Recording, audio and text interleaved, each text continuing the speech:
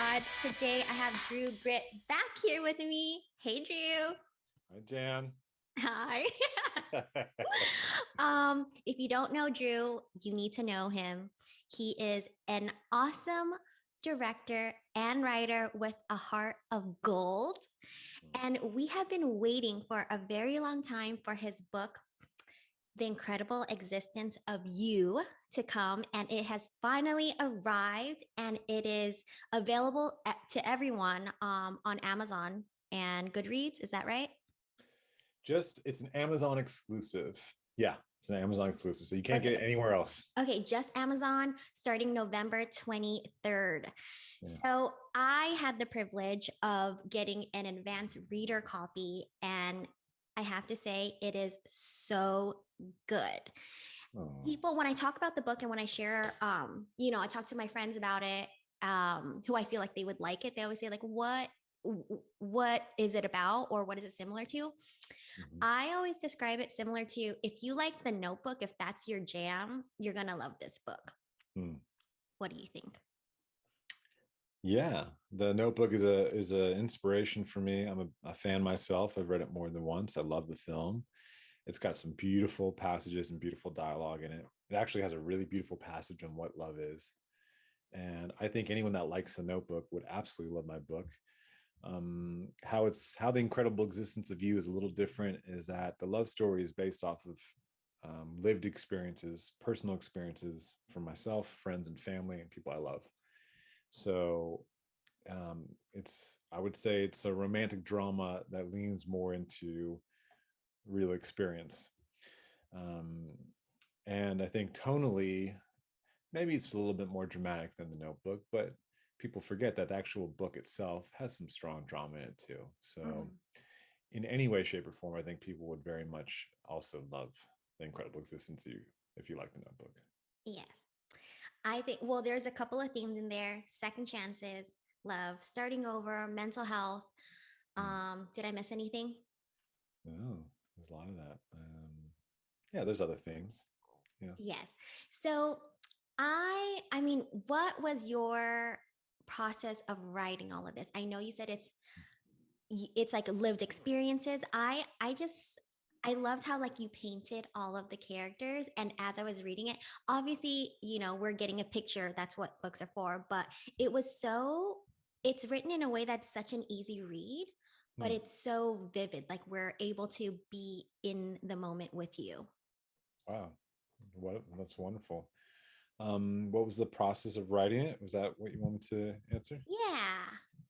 Well, the story originally started as a movie, started as a screenplay, and it was inspired by my experience going to visit my family in Prescott, Arizona. And Prescott, Arizona is just it's a one of a kind, old, fading western town.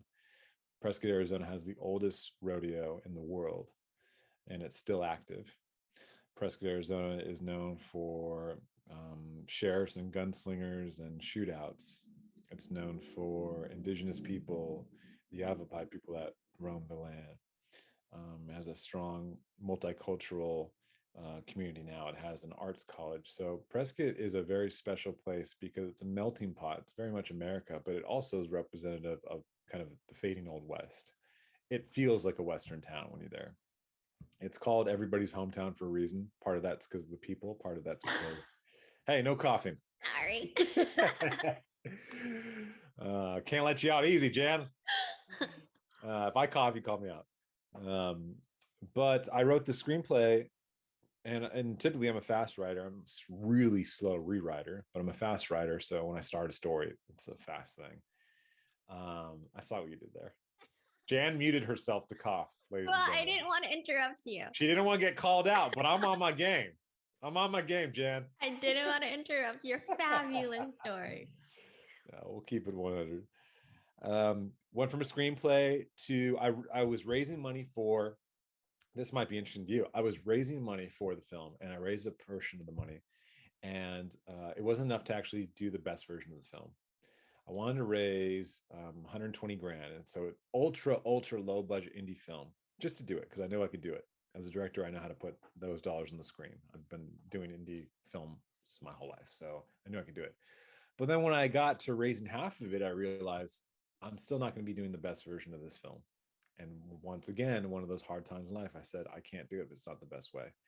Coincidentally, at the time, Kevin Hines, a dear friend, collaborator, and a colleague, was going to Australia, and he wanted to do a television pilot for his story, going across the world, connecting with people that have survived mental health challenges, who have survived suicide, who have survived their pain through their mental health struggles. And so I wrote, developed, and directed the pilot of a series called The Journey, which follows Kevin Hines in Australia, all over Australia, sharing his story and connecting with survivors. And so at the time of raising money, that was going down. I'm like, okay, do you want to stay in Arizona and continue raising money? I was living on the ranch with my cousin, taking care of the ranch in Arizona. So I was there for 2 months that summer, a few years back.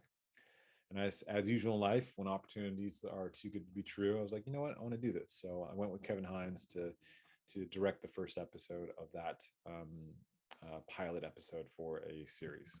And so when I got back, I was like, I don't have enough money to do it right, but I think this could be a book, and maybe that will help me raise more money in the future and bring more attention to the project. So I decided to do that, and then I wrote the book. I'm I'm glad you went with the book route. I think it was a good idea. We have reaped the benefits of that. So speaking of mental health, I don't know how much you want to give. I'm allowed to give away. Anything you You want. could stop me if I'm giving too much, but Just don't cough. okay, I won't live it. Just teasing. So the main character, the fighter, he's obviously going through. He has some, his own mental health, issues that, the circumstance the things that he's feeling and stuff. I Mm-hmm. don't want to give it too much away, so sorry if I'm stumbling my words. But there was one person that he met, this veterinarian.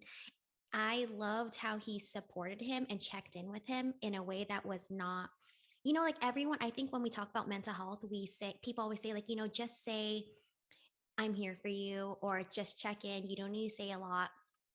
And everyone does it differently. Just reach out and be there. Sometimes just being physically there and being silent is enough. And I love how the veterinarian, he kind of supported him and he saw something in him. Um, and he was supportive of the fighter in his own way. He wasn't too invasive, but he knew something was going on, but he was just there for him. Mm-hmm. And I don't know, I just wanted to bring that up because you were talking about mental health, and that's one of the things that the characters was going through. And I really liked how you wrote how that person, the veterinarian, was there for him and played such a big role in his life without even doing much. Mm. Oh, I'm Well, really it happy was to a hear that. lot, but you know what I mean. Yeah, I'm really He didn't happy to hear that, say Jan. too much. Yeah, that's all those words are really lovely, Jan. I'm really happy to hear that. The veterinarian character's name is Goldie, and he serves as the mentor character to both the fighter and Mackenzie, the love interest. And they're all central characters of this. Mm-hmm. It is through the fighter's point of view mostly, but really you inhabit and inhibit all these characters' point of view at some point or another. And I tried to be tactful with including mental health elements and experiences into the story organically and authentically. And so it is a mental health book in that sense where it raises awareness. But we also have to realize that this idea, oh, it's a mental health, this, the mental health book, there's stigma with that. These are positive words and there's stigma with that. So when we hear the character has mental health issues, we're like, oh, well, what's that all about? Mm-hmm. But the Definitely reality is not all like that. human beings have mental health struggles, Mm-hmm. challenges, issues, however you want to call it. You could have crippling anxiety in one day when you never have anxiety. You could have depression based off of something seasonal that happened.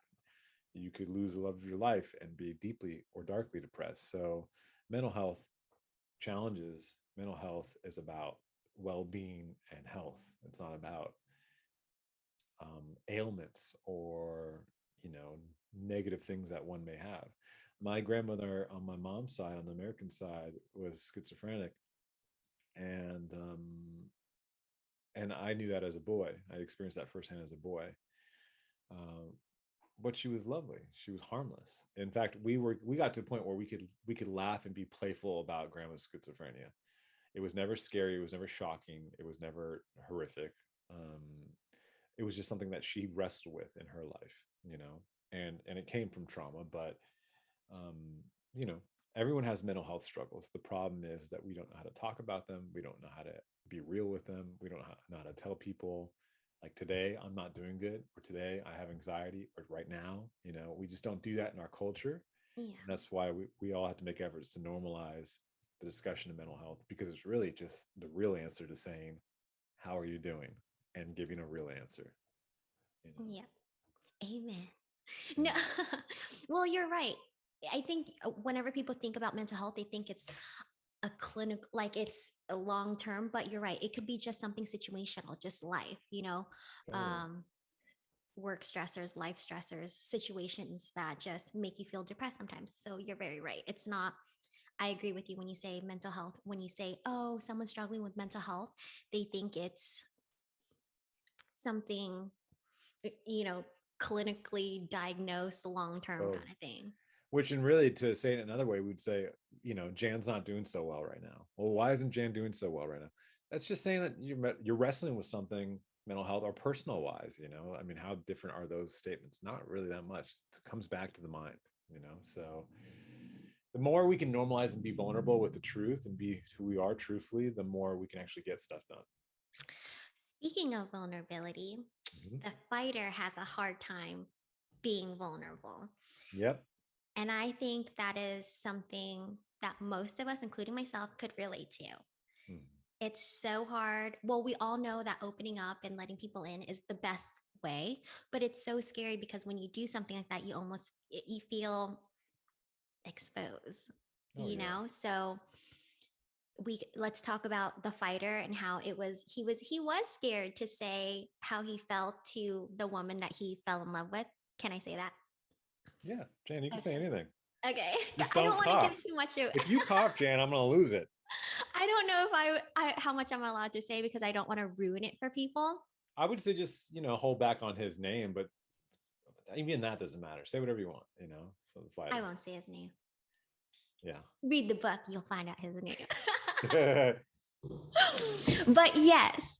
So one of the things the person that he felt, Mackenzie, she would say, just use your words. Mm, And it's right. so, I mean, it sounds simple, but it's not. Like I feel like I've experienced it too where I want to say it, but it's like I'm frozen. Like I cannot Oh, get myself to say how I really feel because of the yeah. fear of being seen or rejected or just being exposed. Totally. That's one issue that people have with being vulnerable. The other one is people are feeling something, but they're not thinking what they're feeling. So when someone says, Mackenzie says to the fighter, tell me what you feel, dude. Use your words. Like, tell me what is going on in your head. Well, a lot of times we don't even have the words. We're just feeling it.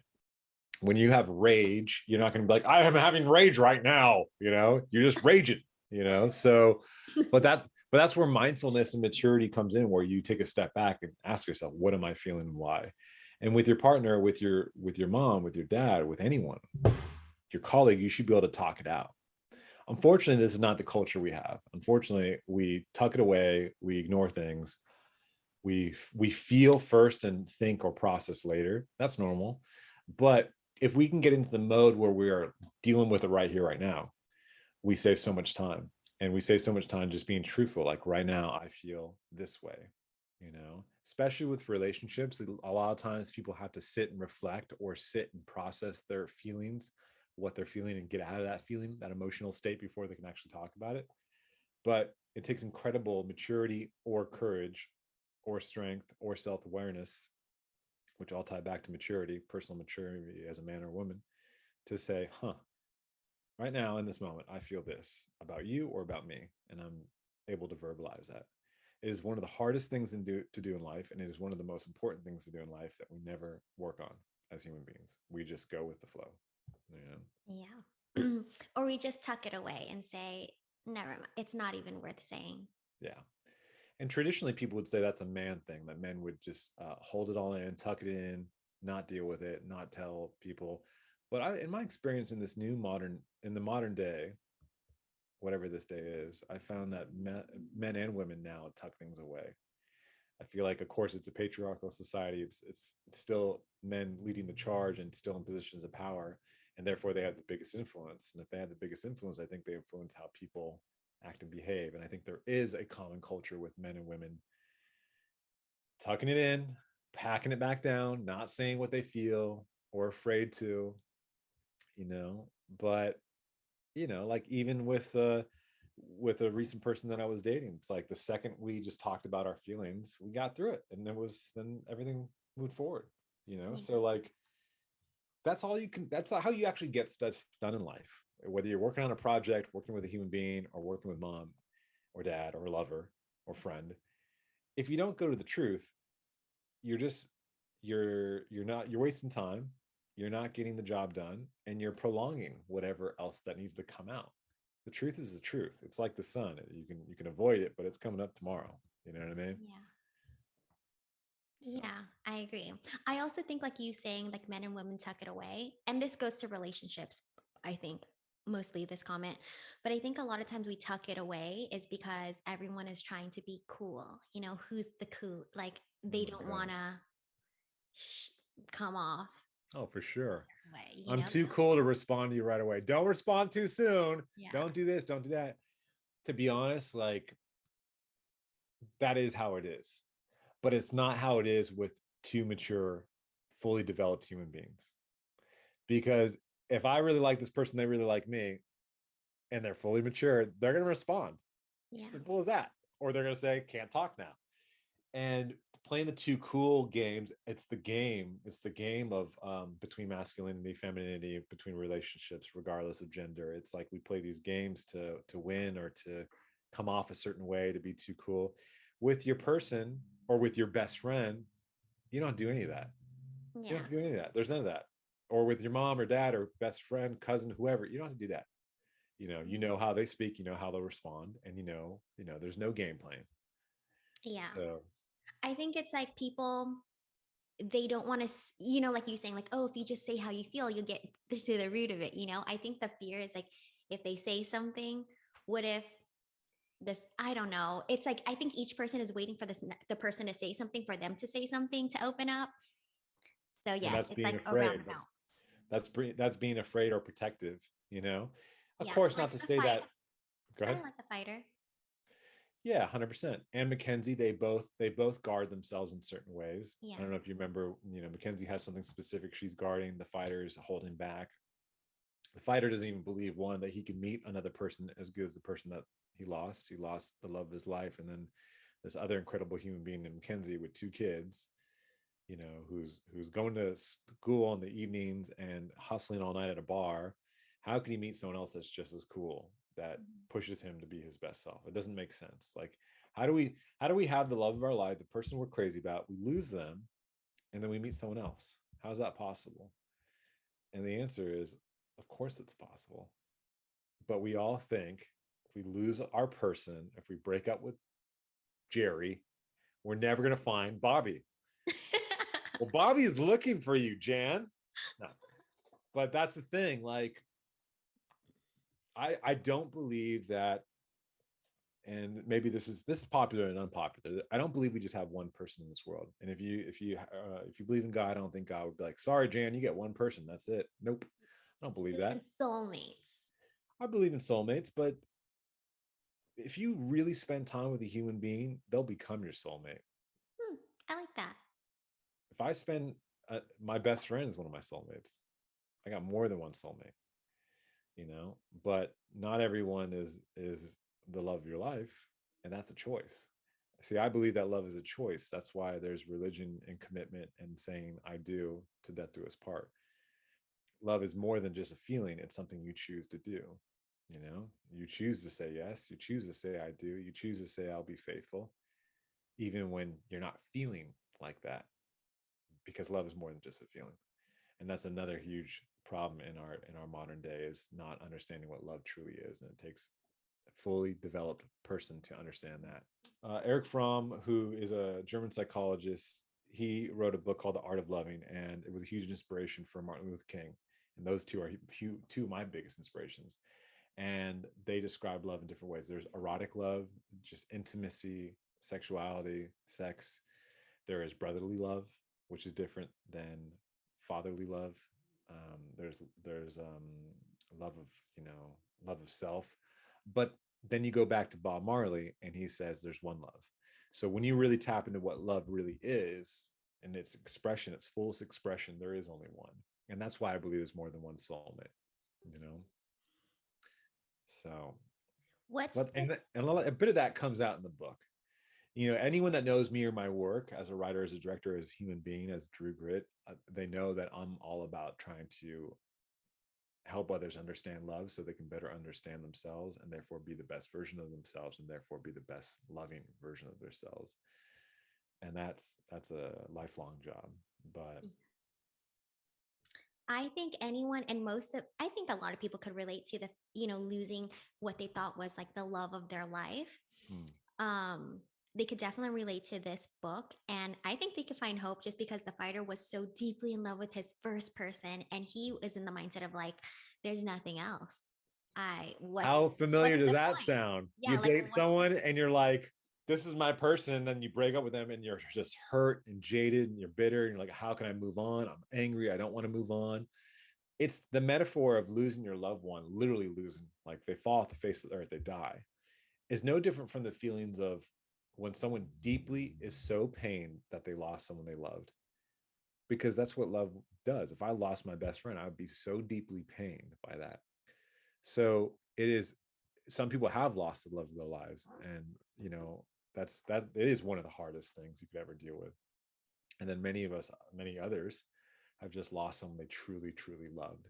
And that person does not love them back in the same way. And that's just as much as death as anything yeah, else. And so, how do we get past that, especially if you've been through that experience multiple times? yeah, how? It all goes back to self. I get angry all the time, Jan, of previous lovers, but I can tell you the truth. I don't wish any of them bad. I'm not angry at any of them. That's good. I get sad. I get frustrated sometimes thinking about how it didn't turn out. Yeah, But I know that deep in my heart, I want them to be happy. I want them to be successful, and I want them to be healthy because that's what I want for myself too. yeah, And love says that's the way. And yeah. the better you love yourself, the better your person is going to love you. Yeah, I Matthew Hussey says something like, because he's a relationship person, and a lot of people always say like, I can't get over my person, or like heartbreak, they lost someone. Mm-hmm. um and he always, and they say like, but why, he that person was the one, and he's always like, well, that's not true, because if that person was the one, that person would have been the one. Yeah. The breakup wouldn't have happened, Yeah. or you know And that's why I believe there's more than one. And one of my great friends, Michael, he's also a very spiritual guy. He's a reverend. He says, and this, he's any person that has done the work for themselves or learning love understands this, that you can only meet people as deeply as they meet themselves. So that person maybe have been the one at that point in your maturity, but a relationship either is this or it's this, which is off, or it's this, but your relationship has to be this for it to work, you know? Like take the metaphor of someone who's in their 40s or 50s dating a 20-year-old. Does that happen? Yeah, all the time. But there's a lot of work to make that to be in sync. There's a lot of stuff that wouldn't be in sync just by sheer experience or sheer relatability, you know? And so it comes back to that, where you're at with your maturity as a man or woman, you know? Mhm. Um, it just comes down to that. Always comes down to that. Yeah. You talked about, well, I don't know, can I bring this up? You talked about, when we were not recording, about silence culture. What is that? Silence culture. So glad. Silence culture. I think when you told me that word, Uh-huh. and this is a Drew word, everyone. We're patenting it. He made this word. I thought of ghosting. Silence culture. We're ghosting. We're Let's not put it on saying. the map. Let's call it what it is. Silence culture, ladies and gentlemen. What is silence culture? We have cancel culture. We have all sorts of cultures. What is silence culture? Unfortunately, it's not positive, but it's really important and it behooves us to understand what that is because it's real and we should call it out for what it is. Silence culture is the behavior of someone or something, an entity that chooses silence over doing the right thing or saying what they actually feel. Hmm. And this goes across every single thing in our lives. I'll give you an example. In America, when I was down and out, after film school, round 3, came out of USC, I was writing, directing music videos, commercials, and trying to pay the bills. And when it got really tough and there wasn't enough work, I started applying to any job I could. I applied to jobs that were way below what I could do as a man or as a filmmaker or as a human being. And I was applying to jobs that I was not capable of doing because that's desperation. And I did whatever I could to get a job. I applied to 60 jobs. I think maybe 2 responded, and one of them hired me. So that 58 groups of people, places, or things that said nothing, what does that do to a human being? It says, what's wrong with me? Am I messing up? Did I write my cover letter wrong? I wrote custom cover letters, Jan, to every single job. Like, that was the best job I ever heard of. Best job I ever heard of. I went for, I'm like, I totally want to be your assistant. I totally want to produce your social media. I totally want to cast that. I totally want to sweep your floor. I applied to all sorts of jobs. That's how much I was desperate at that time. And I had already, I've already made money as a filmmaker. I've been making money as a filmmaker since I was 20 doing different things. But as an independent filmmaker, writer, director, until you're hitting the big leagues, you're still struggling. So 58 people didn't say anything. We then take that as something's wrong with me. We take that as something's wrong with me professionally. We take that as something's wrong with me personally. Now, do you know why Americans or corporations don't tell you yes or no or even respond? Well, I'm guessing because they have so many that they're just, if they don't, it's kind of assumed that if you don't hear from me, you didn't get picked from the bunch. Silence culture. That's one. 2, they don't want to tell you why they don't want you because they don't want to be sued. They're afraid. So going back to silence culture, a person or thing does not do what's right. Well, that's not right. Tell the truth. Thank you for applying, Jan or Drew. Thank you for applying to this job that's far beneath you. But we're not looking for a deck sweeper that has an MFA in film and television directing. Thank you. They would never do that because they don't want to be sued. And that's a very American thing. That's fear culture as well. That's also part of our culture, the fear culture, right? The boogeyman, Okay. terrorism. But now you take it on the other side. You already knew ghosting. Why do people ghost? Because they're afraid to say what they actually feel. And secondly, they're not doing the right thing, which is, you know what? Maybe you're a good person, maybe you're not. I'm glad we spent that time together. I appreciate you for spending that time with me. I actually don't like you the way I was hoping to, but I think you're a good person and I really want you to be happy. Almost everyone can say that. Yep. But what do people do? They go like this. See that trick? Now we're back in the room. Yeah. So silence culture is, in many ways, it's so detrimental to men and women. It's like, imagine if we were silent in responding to a child. Kid brings you their picture and says, what do you think? And you go, you know what I mean?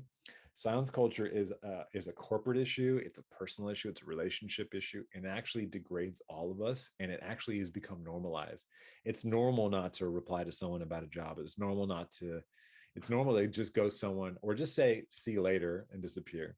I actually think like it's horrible, but I think it's so normal where it's no like it's normal to me where I'm just like, yeah, that's just what happens. It's been accepted by society, and you know what, ladies and gentlemen, boys and girls, it's absolutely unacceptable. It's actually immature. It's unprofessional, and it's not right. So in every category, personally, professionally, spiritually, it's wrong. And I try to do the opposite. When I used to, so in film school, you'd audition a bunch of people, and anyone who's known me or has worked with me can back me up on this one. I would see, you do a short film or any of the television pilots I directed 5. We would audition hundreds of people. I would write back every single person and say, thank you for coming. Oh my gosh, that's so nice of you. And if I remember details, and a lot of times I would, because I would do it right after, I would tell them something personal. I would say, thank you for coming in. I'm really grateful that you auditioned. I have someone else in mind, but I really loved this, or I really loved chatting with you, or I would try to make it honest and say, I'm giving you my time and actually am telling you that I remembered you. Because that is a huge issue also in the entertainment industry. And that's, as a leader, as a director, as a filmmaker, as me, Drue, I had to be a part of the change. And so that's something else that actors never hear anything from anyone. Oh, didn't get the pilot, didn't get this. Silence culture. It's not right. It's not right. And it's an issue in every single department of our lives. Every single department, you Yeah. know. Well, if you're listening and you loved what Drew has to say about silence culture, I feel like this just shows a little snippet of, if people don't know you, this is the type of heart you have, and that's exactly the type of heart that's in this book. So, if you liked what you hear, read the book. Drew is like I say, Drew is all over it because your heart's in it, because getting to know you and speaking to you, the things that you believe and your way of thinking, it's all throughout the book, and it's all like solid themes. Does that make sense? Yeah, it definitely does. There's a lot in it. There's more themes than Like we just could take something from this book. Anybody who reads it, we could take something from it and learn from it. I That's what I appreciate meant. that. I appreciate that. And I try to speak to more than just one type of person. The book speaks to immigrants, which I relate to personally, as my father was an immigrant, and even as a white male, had his own issues as an immigrant. I try to speak to other immigration issues that friends and family have also dealt with. I speak to mental health. I speak to what it's like as a kid, what it's like as a kid that just wants mom or dad to be there. I spoke to the hardworking single moms out there who have it harder than anyone else. I spoke to people that have lost the love of their lives. I speak to widows in their 80s, and it all comes from people, places, and things in my own life. Without sharing all the details, but I even I speak to the dog people. We got a dog up in here. It's on the front cover. We got a dog. Um, yeah, I try. It's an American story. It's about the fading culture. It's about this melting pot of a new culture. It is about family. It is about second chance at life and love. It is Yeah. about redemption. So there's a lot in it, but the major message, the major core of The Incredible Existence of You, book one, the first story. I hope that when people read it, it will sit with them, and they will find things in themselves, and they'll find things in the material that speaks to something to them. And I think They so will. far, people have responded that way so Yes, far. they will. And I'm not just saying this because obviously we're talking, but it really is an amazing book. And 1000% I agree that anybody who reads it will take something from this, and it's definitely relatable. We've all been through and felt something that happened throughout the story. So, yay. Bravo to the writer. So, anyone out there who has throughout listening to this, you fell in love with Drew and you Oh want to meet him for a meet and greet. No kidding. gosh, I'll be lucky. They're like, I saw your podcast with Jan, and I had to meet you. Yes, that's gonna happen. They're gonna be like, Drew, I needed to meet you. Drew, tell them about this party. Tell them about what? This party. This party? What's that? This Oh, the party. party. Oh, okay. You talking slang, Jan? What is that? Is that some SoCal slang? I don't know. I This don't know. party. We got a This party, y'all. this We throwing big parties over here. So to translate what Jan said, she said party. um, Someone just taught me one that I didn't know. I grew what? up in the Bay Area. I grew up in multiple socioeconomical statuses, if you will, and so different neighborhoods. But one kid told me, well, one kid, Oh my and we goodness. say kid colloquial, speaking as a Bay Area kid, we say like he's a good kid, he's a good person. Like, all right, kid. New Yorkers do that too, but some of my friends like, don't call me kid. I'm not a kid. Like, it's a colloquialism. We call everyone kid. Anyway, so one person said, "Oh, Drue, you're simping all the time, bro." I was simping. And I'm like, "What?" They said, "You're simping, bro." I'm like, "What? Like what? The Sims?" They're like, "No, not the Sims. Simping." What And is they're like, it? and everyone looked at me like, "You don't know what simping is, Drue? Of all people, Mr. Talk, Mr. Gab, you don't know what simping is?" And I'm like, "Look, I'm not perfect. No, I don't know what simping is." And from what I gather, it's when you're talking real talk or getting emotional, it's sentimental, right? I thought Really? it was like, yeah, simping as in, I always heard it when people are like, yeah, you're simping. And they always say it to guys when they talk about feelings or their girl. And I don't know. Yeah, they're just being emotional. Well, I never heard the word because I'm full-time simping, y'all. Full-time simping, real talk, emotional talk. Let's go. Okay, well, I learned something new too. I thought What it it was like is. something like simping if they're, I don't know, something about their a boy, a guy and a girl, or whoever, a partner Yeah. and their partner. Getting all gushy. Yeah, they're be all gushy about it. I don't know. Who knows? Who freaking knows? I barely just learned what capping is. What's a What's that? I don't cap? know what that is. I don't know. I think it's like a lie. Who knows? They're capping. Where they're like, no cap. I guess that's no lie.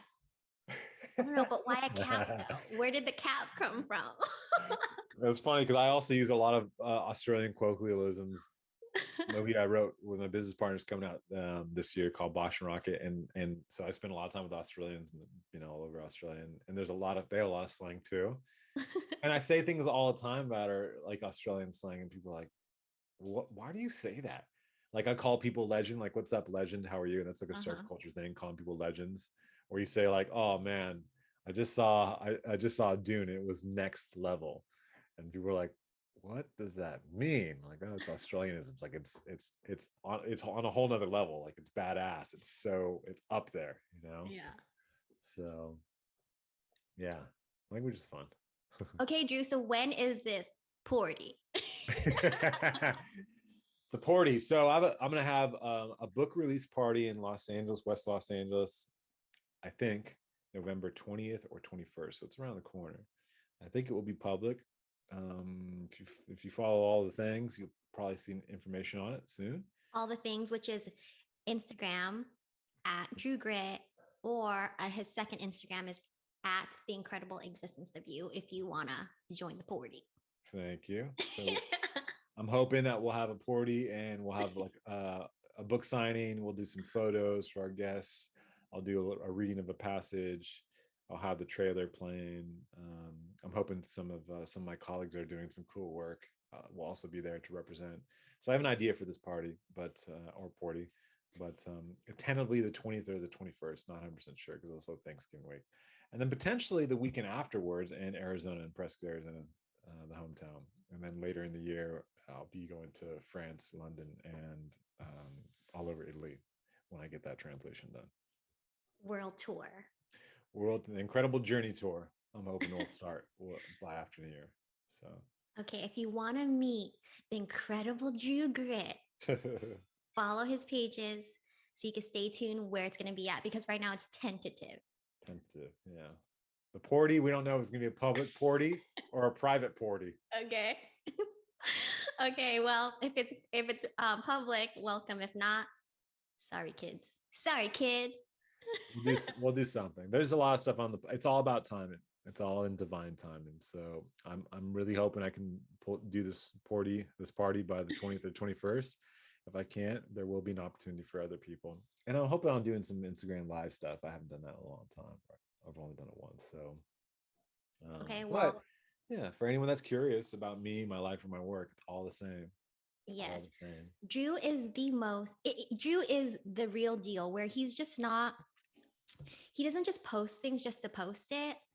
Like, some people like they are one Unless they're person. real funny. Unless they're real funny, I do.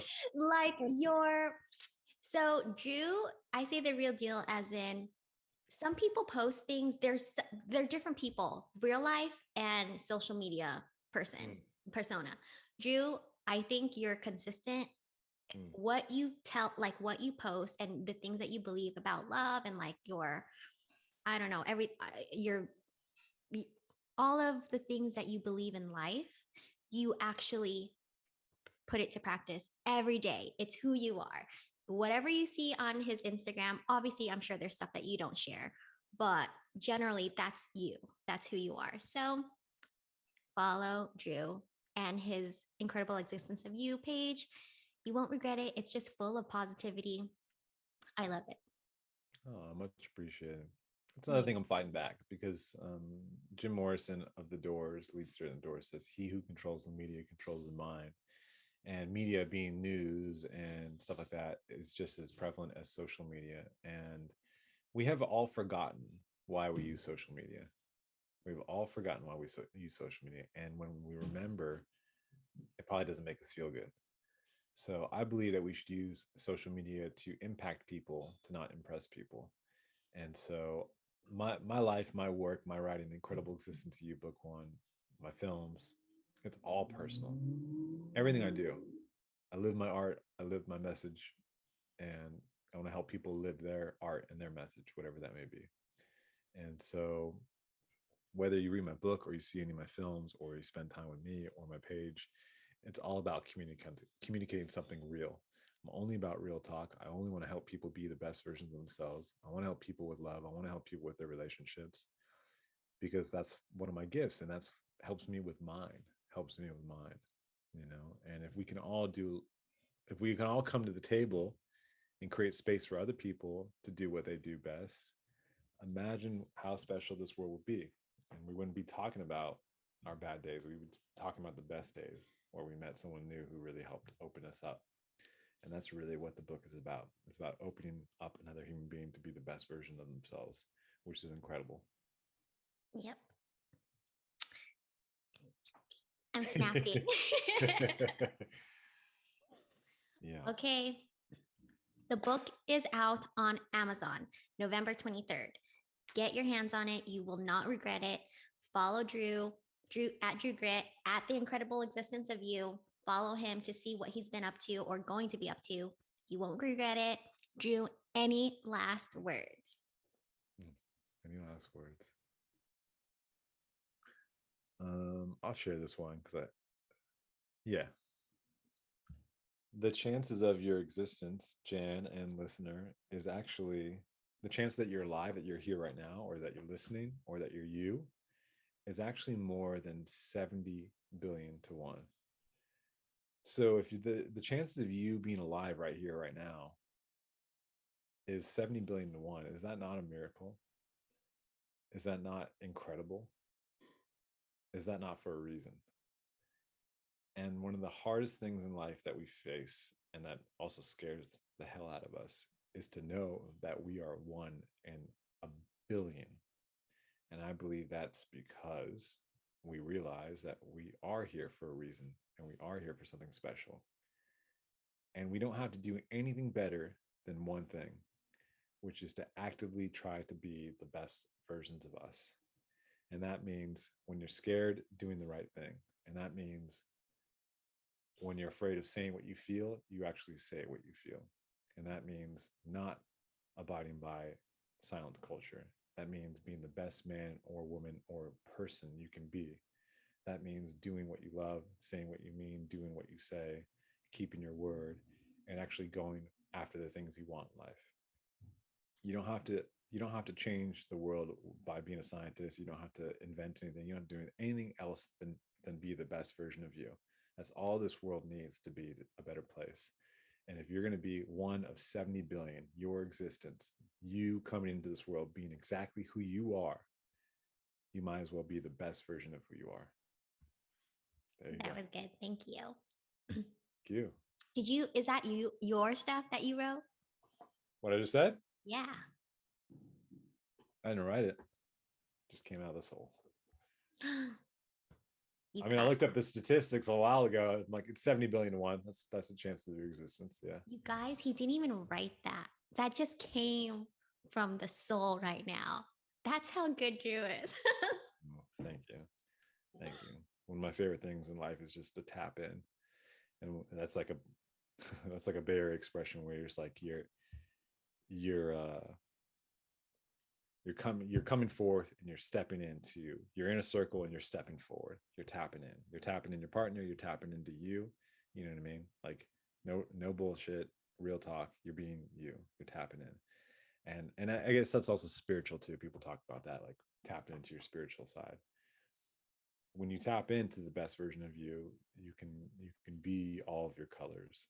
And that's what the world needs. The world needs that one in 70 billion. It needs Jan. It needs me. It needs the person listening to be the best version of them. It needs you. Otherwise, you wouldn't be here.